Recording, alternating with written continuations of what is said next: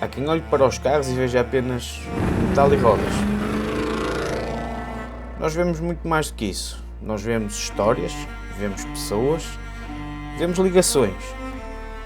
E hoje vamos ver a ligação do Mário com o seu novo BMW M5 E39.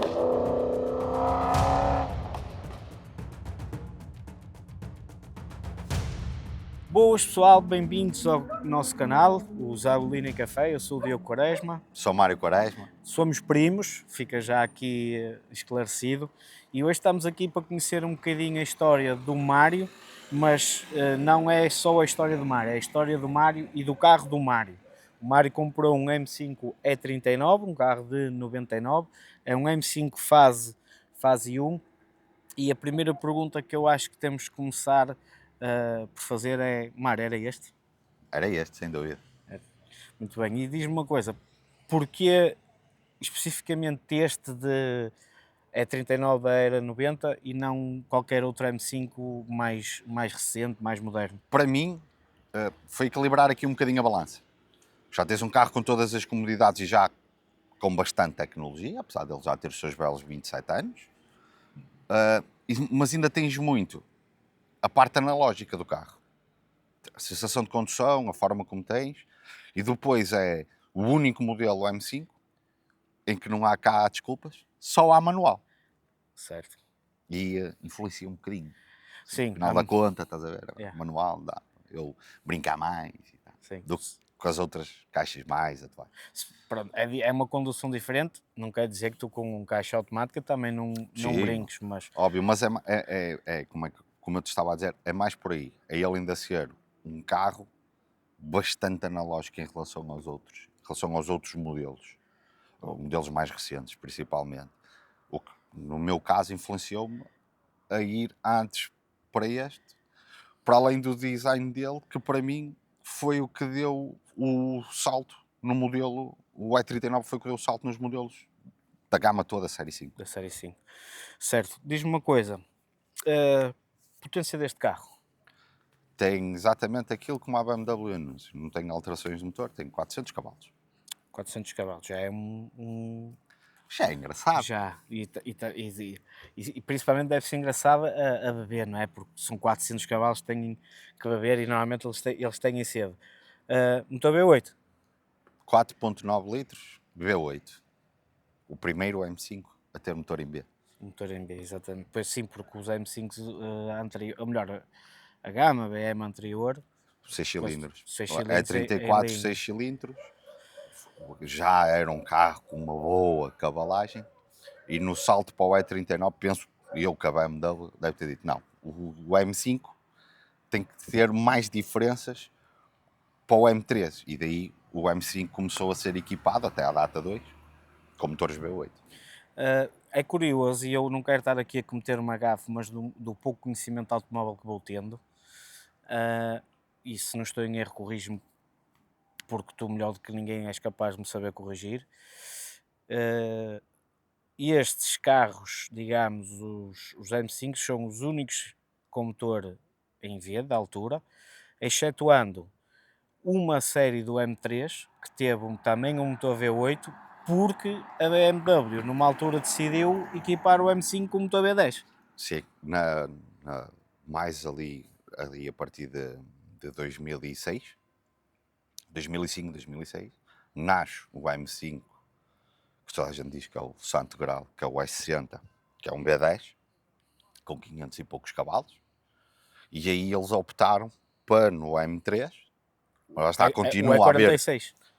Não, Não? no M3 é 92, Ah, o 92, ok. o E92 é equipado com um motor V8. O E46 é que é 6 em linha também? O E46 é o 6 cilindros em linha, aspirado. Também, ok.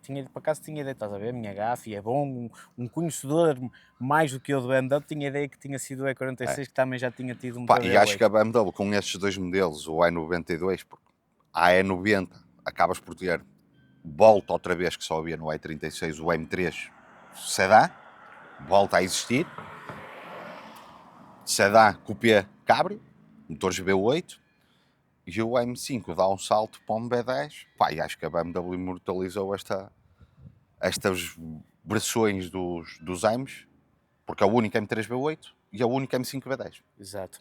Depois Sim. a partir daí, e como todos nós sabemos, volta a M3 passa a ser outra vez 6 cilindros em linha turbo, neste caso, e os M5 passam a ser V8 turbo. Turbo. Ok. Giro, é interessante, porque realmente eu tinha ideia que havia ali uma série que, e tinha ideia que foi na época do E60, agora estava confundido porque pensei que era o E46, que entretanto também já tinha um motor V8 e afinal não, foi só na série E90, o que é giro. Mas olha, Mário, em vez de estarmos se calhar aqui a falar à beira rica, apesar de tudo estar um dia muito giro e muito interessante, acho que é melhor se calhar irmos gastar um bocado de gasolina e continuamos a conversa lá dentro, não? É, vamos lá gastar aí uns litros. Uns litros. Com este já é assim, vamos gastar uns litros. Vamos gastar, já não é um bocadinho, já e é continuamos a conversa enquanto andamos com ele. Vamos lá então.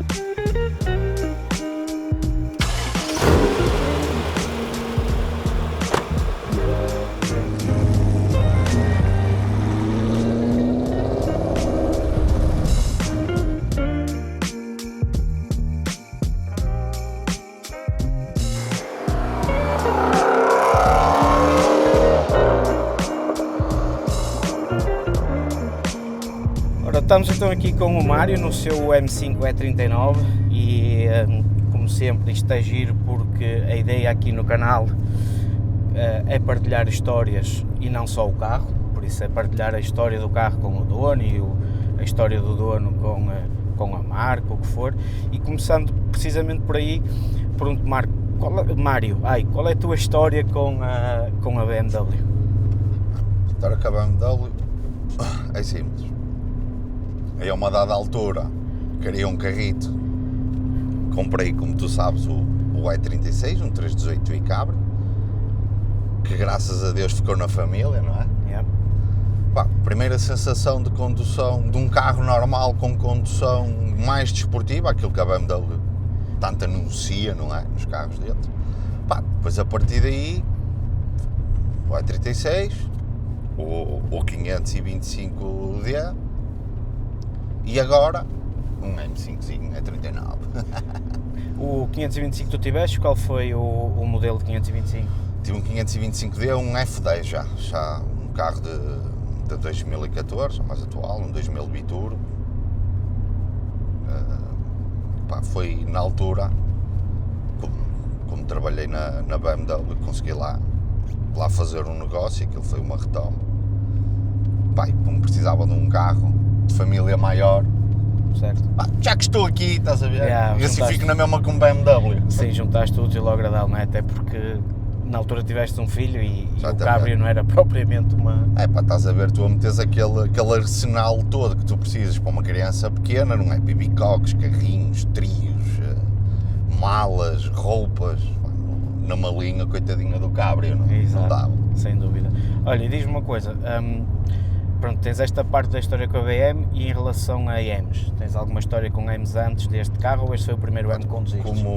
Como trabalhei na BMW, não é? Como falámos há pouco, havia, como é óbvio, aparecem os M's para fazer as suas manutenções, não é? E o que é necessário.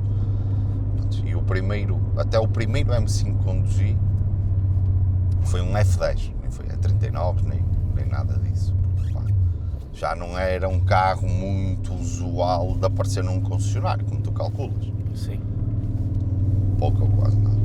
E aí veio a coisa do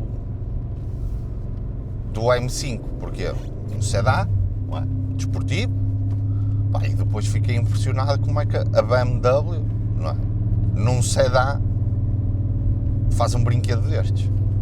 Tem um carro pesado, um carro maçudo, não é? Sim. E tens ao mesmo tempo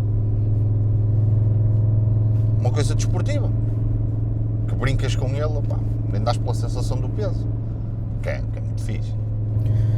Pegando um bocadinho nessa situação então de teres conduzido um F10, que é um carro que já, entre aspas, entrou na era da digitalização automóvel, e agora tens um M5 que é chamado por muita gente o último M5 analógico, digamos, como é que tu defines um carro analógico e um carro mais digital, aqui o digital entre aspas, não é? Não, o modelo F10, mesmo o carro que eu tive, não é? O M5 é a base é feito a partir da base do carro normal, não é? Pá, já as caixas, claro, pá, a caixa automática é muito mais rápida, a percepção que tu tens dentro do carro, ok, tens aquela sensação de velocidade, mas nada a ver com este. Sentes que há muita mais obra, ok, tu até vais a andar bem com o carro, mas sentes que há muita obra ali da eletrónica, para o carro se compensar automaticamente, não te balançar tanto, essa coisa. Aqui no E39, não há nada disto, não há suspensões eletrónicas, não há essas ajudas todas que tu possas a pensar. O carro tem controle de tração, tem um bom sistema de ABS, não é? Para a época. Hoje em dia está, como a gente costuma dizer. Sim, estamos a falar de um carro de 99, neste caso este é 39, para um carro de 2014, são 15 Exatamente. Anos de desenvolvimento tecnológico. Exatamente. Da parte das marcas, não é? E o que é que tu preferes? Preferes algo mais analógico? E aqui eu digo isto porque, comparando, por exemplo, preferes este teu E39 ou preferias, por exemplo, o M5, o F ou mesmo uma série G? Assim, pessoalmente, já tive a oportunidade, através até de alguns clientes que também possuem outro tipo de carros, M5 e isso, para ter um tipo de carro destes, e eu pessoalmente, prefiro esta coisa mais analógica. Ou seja, tu, quando vais pegar num carro destes, vais entrar num mundo à parte, não tem nada a ver com aquilo que tu conduzes no dia-a-dia, ou com o tipo de carros que estamos habituados a andar. Entras num, como eu costumo dizer, num animal à parte. Certo. Aqui não há aquela coisa de a suspensão não te vai deixar, a suspensão não te vai deixar o carro adornado mais, o volante não te vai deixar virar mais do que aquilo. Aqui não há nada disso, aqui ele faz aquilo exatamente que tu mandas. Se brincares demais com ele ou armares em Carapau de corrida. Em carapau de corrida, garantidamente E ele vai-te morder. vai dar merda. Ele vai-te morder. Então, resumindo, para ti o analógico define-se um bocadinho mais como pureza de condução, sem tanta ajuda eletrónica, e a capacidade que o condutor tem que ter em termos de skill de condução, não é? Exatamente, é um carro, por exemplo, eu tenho, como tu sabes, eu adquiri o carro recentemente, tenho um carro desde final de setembro do ano passado, vamos dizer, final de setembro, início de outubro. Se tu disser assim, estás adaptado ao carro, não. É um carro que envolve um conhecimento. É um carro que envolve, tens que andar, porque o comportamento dele é isto. Mas quando abusas dele, ele tem aquele demónio que vai aqui atrás, no banco de trás, a dizer, vou-te morder. Resumindo, é um carro que tu podes fazer uma condução perfeitamente normal, como vamos a fazer agora, vamos aqui tranquilo. Em qualquer carro acabas por poder fazer, mas depois, quando puxas mais pela vertente desportiva dele, tens mesmo que saber o que é que estás a fazer, senão vai dar asneira. Senão vai dar asneira. Certo. Olha, e diz-me uma coisa, que é uma curiosidade que eu tenho, mas certamente quem vai ver também vai ter. Como é que foi o teu processo de compra do carro? Foi algo tipo, foi demorado? Foi uma oportunidade de negócio que apareceu e tu disseste vou comprar? É algo que já estavas a procurar há muito tempo? Era um sonho ter um E39? M5 neste caso? Sim, podes dizer que sim. Ter um M era um sonho que eu já perseguia há algum tempo. Foi proporcionado, antes fosse, não é? Quando a gente quer. Pois. Foi proporcionado quando a gente quer. E depois, como tu sabes, tendo um filho, ok, eu quero um carro desportivo, mas tem que ser um carro em que eu possa pegar na minha esposa, no meu filho, e passear. Partilhar também um bocadinho deste entusiasmo, não é? Pelo carro. Fui pesquisando ao longo dos anos, não é? Muitas vezes com aquela coisa, e como tu sabes, estes carros subiram muito do valor nos últimos anos. Coisa que se calhar muita malta não contava, estás a ver? Sim. Sim, até porque, pronto, começou a haver um bocadinho mais procura, mesmo gerações mais recentes, eu acho que tendem a a procurar um bocadinho os clássicos, vá. Mas por exemplo, hoje em dia, imagina, tu tens um orçamento, por exemplo, um M5 E39 estava a ter no preço de um M5 F10. E achas que isso tem a ver precisamente com aquilo que eu disse, tipo de, ok, o M5 F10 deve ser uma máquina também brutal, não digo que não, mas não te transmite se calhar também uma sensação de condução tão pura como, por exemplo, este teu E39, mesmo um M3 E36, achas que tem que estar muito relacionado com isso, haver mais procura destes Acho modelos? que sim, e não só. Muita malta quer esta sensação que a gente falou, do carro analógico, como é que estes carros se comportavam antigamente, em relação a estes novos, e depois, é uma questão de quê? Como tu calculas, e estes carros deram, o E34, o E39 deram a fama, não, realmente são carros muito bons, às futuras gerações que vieram a seguir. E o que é que aconteceu? Muito mais procura destas gerações mais recentes do que destas. Do que os E39, os E34, os E46. Então o que é que está a acontecer? Como começou a haver, e como falaste bem, muita procura, mas há poucos exemplares, pois tens sempre aquele dono que comprou E não quer vender. e que não vende. Pois. Claro, é o normal, é a lei da procura-oferta, e quando a oferta começa a escassear e a procura é grande, os preços acabam por disparar. subir, inflacionar. Isso é em todo o lado, não é? É no mercado imobiliário, é no mercado automóvel, é em tudo, isso aí não é hipótese. Olha, diz-me outra coisa, sonho realizado, não é? Encontraste o negócio, Encontrei, não foi fácil, mas encontrei. compraste o carro. Diz-me duas coisas, uma pela positiva e outra pela negativa, que o carro já te mostrou ou proporcionou. Pá, pela positiva, para mim, isto é o meu melhor anti-stress. Eu pego nele, domingo de manhã, ou coisa, a mulher e o filho estão a dormir, vou dar uma volta com ele, uso mais um bocadinho dele, para mim é o melhor anti-stress que existe. Pá, pela negativa, não te vou mentir, não tenho aqui muitos aspectos pela negativa. Quando tu vais buscar o carro, um dos carros que sempre ambicionaste, acho que tu já vais preparado para saber os prós e os contras dele. Certo. Pá, pela negativa foi que é mesmo a inexperiência, apesar de trabalhar com estes carros, pá, não estava nada habituado a isto dos cold starts e o carro compensar-se antes de tu saís com ele e ter que ganhar temperaturas de óleo e o caneco, não é? Porque a gente está habituado, não é? Chega ao nosso carrito dia a dia, hoje em dia, não é? Dá as chaves ou ao botão, ele pega a trabalhar e está pronto a sair, pá. Não, isto é uma princesa, fazer cold start, tens de deixá-la aquecer um bocadinho, depois lá tiras o carro, os primeiros quilómetros, como tu sabes, no conta rotações tem umas luzes, ele não te deixa passar das 4000 rotações, tem que rolar primeiro, só quando chegar à temperatura ideal é que te deixa, vamos dizer assim, abusar dele e tal. Mas acho que a parte negativa nem é negativa, é mais tu habituaste, que a gente ia falar há pouco, a uma máquina destas. Yeah. Tá, porque de resto é o carro é tudo positivo, é normal. O carro é confortável, o carro tem potência, o carro porta-se com dignamente. Os outros mais recentes que tive, deixavas um bocado mais de tempo parado, ficavam logo sem baterias, sem nada. Zero. Fui comprar, fazer a manutenção preventiva, que estava na hora, e já foi com um acordo com quem me vendeu o carro.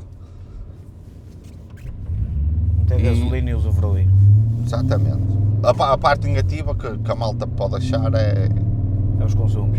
17.1 normal, normal, não é? Diz-me também outra coisa, achas que o carro em parte mudou a forma como tu conduzes, tipo, tornaste um condutor se calhar um bocadinho mais resguardado, ou tipo, ganhaste aquele bichinho de andar a puxar mais vezes e até se calhar às vezes de forma irresponsável? Quando um gajo acelera, não há pontas de dúvidas nisso. Ainda por cima num carro destes, tens sempre tendência a ver aquela altura em que estás com a estrada mais livre e acelerado. Ponto. Não vale a pena estarmos com coisa. Agora, acabas por ser mais resguardado, como aquilo que a gente falou, diz aquele demónio que diz que vai atrás de nós a falar, atenção que eu vou-te morder. Pá, depois acabas por ser um bocado mais resguardado, porquê? tens aqui um bocado de medo, pá, porque como tu calculas, o carro desperta algumas atenções, Claro. que alguém se distraia e numa situação em que tu vais a algum lado em que está mais tráfego, não é? Sim. Te batam no carro. E mesmo tu, às vezes, podes Não é? perder o controle Exatamente. de um momento para o outro. Tu, Não é? quando chove, como estiveram estes dias aqui, resguardas-te mais, vais sempre com aquela coisa, pá, eu não conheço bem o carro, tens sempre aquela coisa, se calhar o carro vai-me fugir, ou isto, apesar que, pá, pneumáticos, os pneus estão novos, não há... pá, os pneus atrás até me chamaram exagerados, os pneus atrás estavam assim um bocado a meio pau, eu estava com um bocado de medo, os pneus já tinham algum tempo a meter pneus novos, Certo. mas resguardas-te sempre mais um bocado com medo de estragares o carro, não é? Pá, no meu caso, eu andei muito tempo atrás de um carro destes, pá, e andei muito tempo a juntar as lecas para ele, como a gente costuma dizer.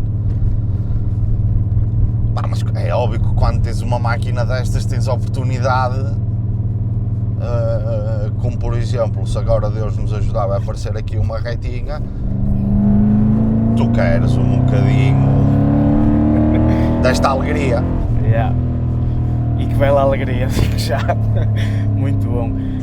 É bom, pronto, é bom saber, porque apesar de tudo, há malta que normalmente quando andas compra este tipo de carros torna-se um bocadinho mais irresponsável, mas também é bom perceber do teu lado que, como houve muito sacrifício para o ter, abusas na medida certa, por assim dizer, não é? Abusas na medida certa. Tens que equilibrar aqui um bocado a balança, porque é muito fácil, como tu calculas, não é? E tu estás aqui comigo dentro dele, ainda agora damos aqui só uma alegriazinha. Uma alegria, sim, que o pessoal também gosta de ver isto, não é? É muito fácil tu perderes a cabeça, e pá, só que temos que ter noção que perder a cabeça pode representar estragar se calhar o carro que a gente tanto gosta, e acima de tudo acabares por te aleijar a sério e a brincadeira acaba. Então acho que temos que ter aqui um bocadinho de noção quando pegarmos nele, o que é que vamos fazer com ele. Certo. Olha, diz-me uma coisa, tens algum tipo de modificações feitas no carro, ou pensas fazer modificações? Como é que o carro está? 100% de stock, não? Não, o carro não está 100% de stock. O carro está pronto. Este é um M5 de 99, é logo a primeira fase dele.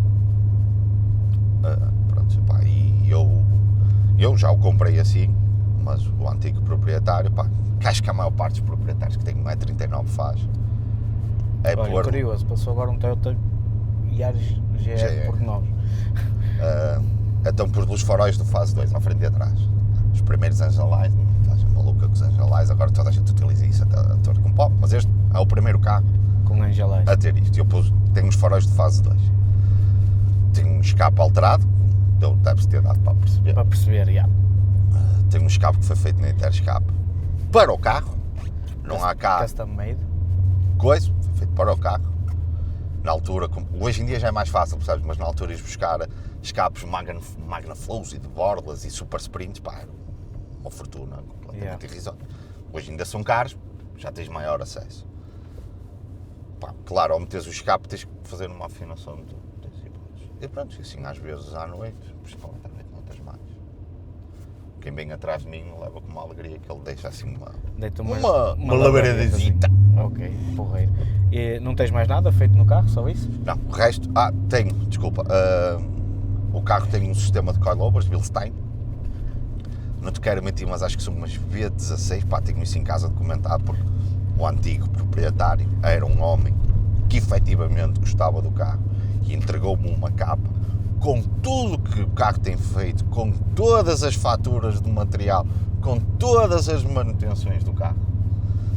Pronto, opá, e posso dizer que eu fiquei apreensivo quando vi um carro destes com coilovers, mas depois quando vi o carro no ar, com as suspensões como está, e o preço que realmente se deram ao trabalho de gastar nisto, e depois conduzi-lo, como estamos a conduzir agora, como tu vês, se eu não falar a ninguém que isto tem coilovers, ninguém dá por aí.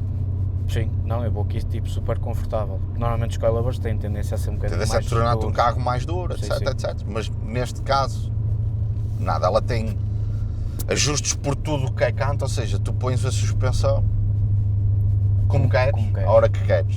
Certo. Já pensaste em pô-lo 100% de stock, não? Acho que mais, como é que eu te ia dizer? Acho que mais a parte do escape. Que eu tenho o escape original dele. Acho que mais a parte do escape. Mas, enquanto um gajo não se fartar muito disto berrar, não é? Yeah, Olha, vou-te ser muito correto. Deixa estar que está fixe. está fixe.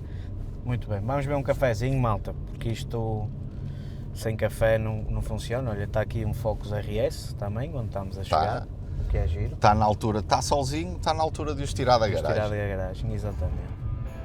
Interessante. E o lugar é que está de chuva. Mas vamos arranjar.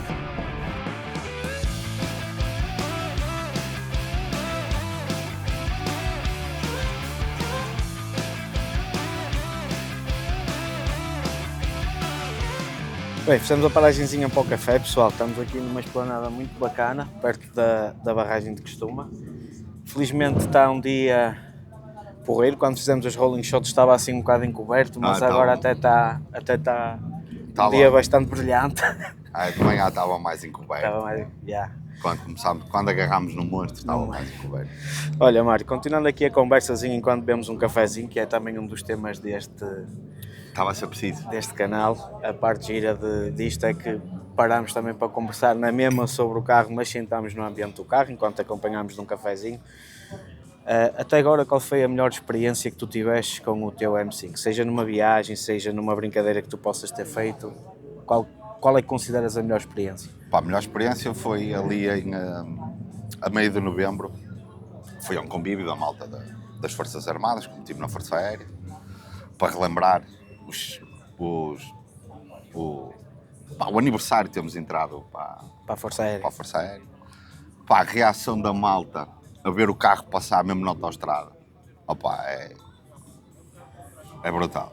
Sim, porque é um carro que apesar de tudo também chama um pouco a atenção, não só malta, pela cor, mas pelo barulho. Mas surpreendentemente nem tanto malta mesmo da era dele, mesmo malta mais nova, a abrandar, percebes? Entusiastas a abrandar, fazer-te sinal, porreiro, altamente, estás a ver? Acho que a reação das pessoas ao carro é muito simpática, é mesmo muito fixe. Porreiro. Agora, por outro lado, digamos, qual foi a experiência mais negativa a nível mecânico que tu possas ter tido com o carro, se é que já tiveste algum problema mecânico, qual é que consideras? Tirando na minha cabeça, o carro não tem problema mecânico nenhum. Mas as primeiras vezes que andei com ele, não estava nada habituado a ter um diferencial com um autoblocante, como a gente costuma dizer, tão trancado. Ele está mesmo trancado. Yeah. Então cada vez que ia ao supermercado, o carro, estás a ver os pisos do parque, aquele epóxico. Sim. Então, tu quando vais a fazer a manobrinha devagar, ouves aquilo tum, que é ele a prender. Sim. Porque tem muito mais gripe lá dentro, agarra muito mais. Sim. E há a tendência sempre a uma roda a querer te escorregar, então ele começa-te a trancar, a pensar que tu vais fazer algum tipo de maluqueiro. E eu pensei, rebentei isto tudo. Estou lixado, fui logo para a oficina onde eu trabalho, levantar o carro a ver o que é que se passava, porque já tinham mudado o óleo diferencial, se calhar estraguei isto e mas nada.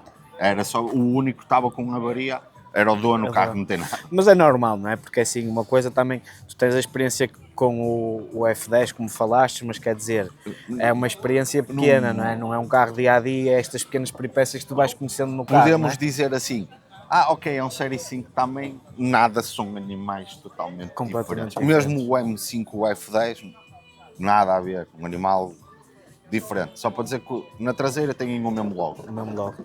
Yeah.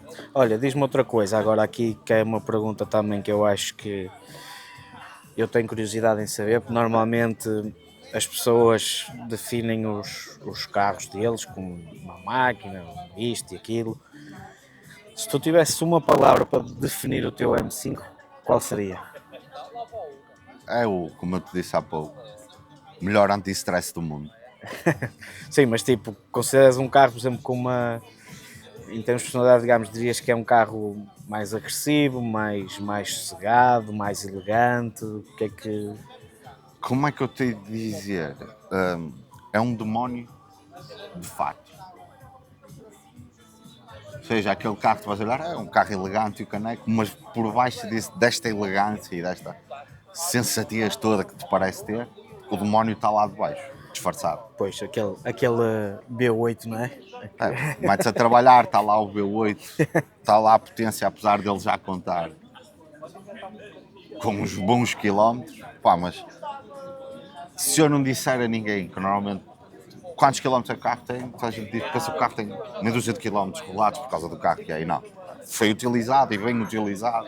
Sim, mas isso depois também vem a uma parte engraçada que é interessante referir aqui no vídeo, e tu como mecânico sabes melhor do que eu, e melhor do que o público em geral, que independentemente do carro que for, possa ser um carro normal ou um carro mais desportivo, um M5 ou até um super carro, não é?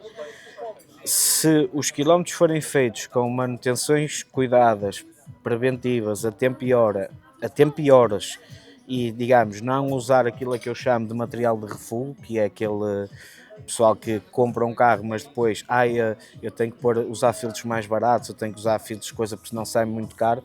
Eu acho que os carros duram. Duro.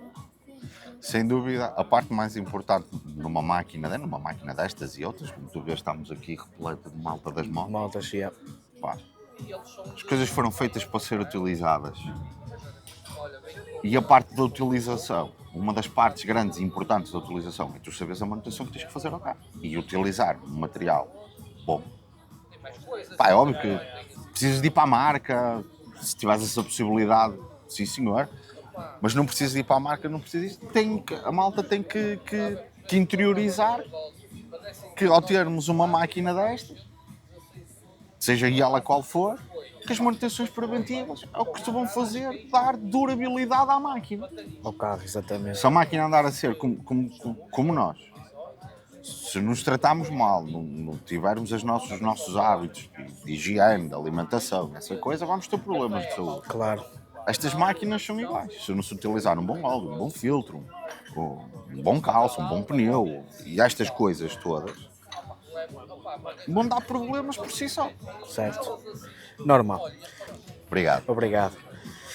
Que o senhor veio recolher as nossas chávenas. Mas pronto, pessoal, o cafezinho está tomado. Vamos continuar esta aventura noutros sítios. Vamos gastar mais um bocadinho de gasolina.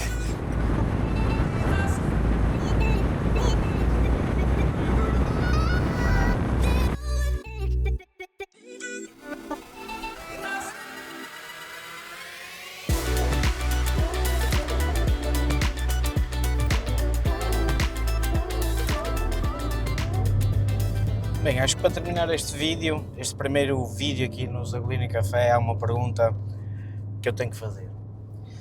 Vamos pôr um cenário muito hipotético. Tens uma pistola apontada à cabeça e és obrigado a vender este carro, mas em contrapartida, sem olhar a custos, sem olhar a nada disso, tens todo o dinheiro do mundo disponível.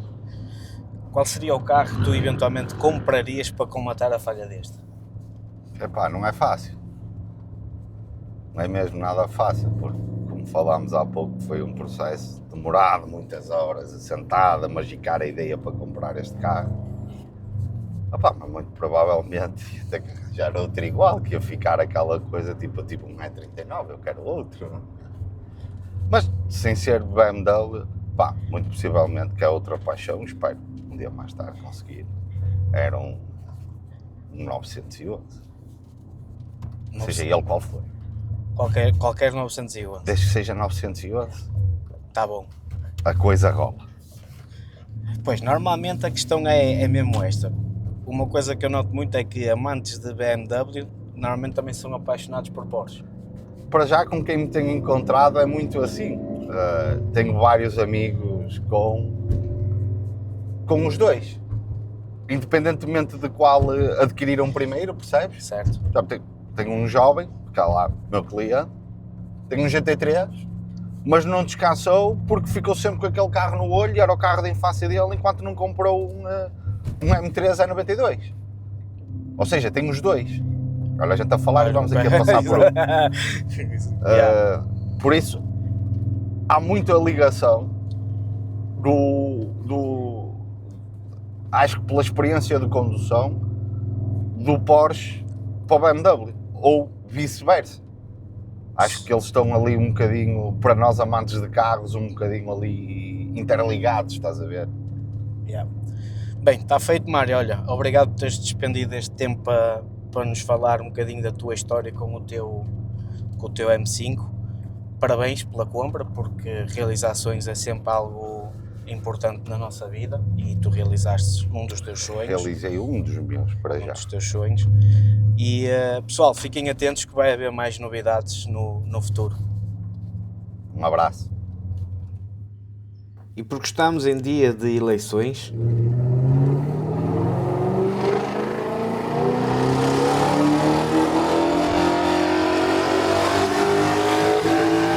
eu posso dizer que o Mário estava com um pouco de pressa para ir cumprir o seu dever cívico.